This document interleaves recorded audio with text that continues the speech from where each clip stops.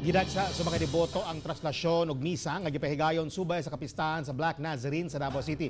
Hinoon dili sama sa kauluhan na himong hapsay ang maong prosesyon. Ano ang report ni Argil Relator.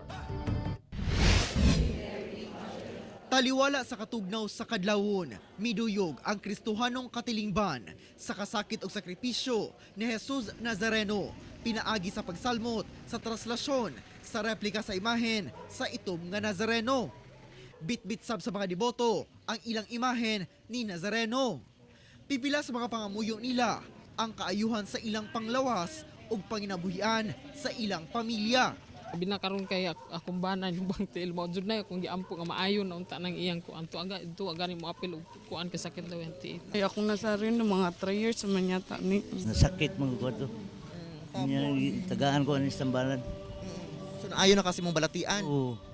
Gikan sa chapel, 2 ka oras ug tunga kagituyok sa prosesyon ang mga nagunang kadalanan sa barangay Matina Aplaya ug MacArthur Highway sa Matina Crossing ug pabalik.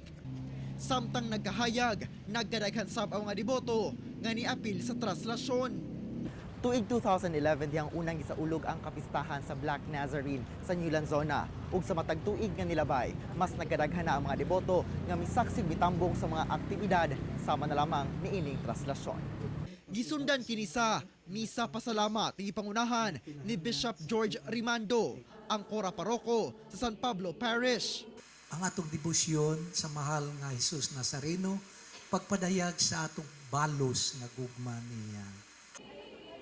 Usa-usa nga gibless ang mga gitapok nga imahen.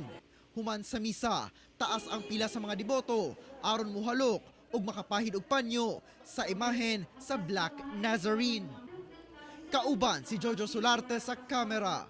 Ako si Argil Relator para sa One Mindanao.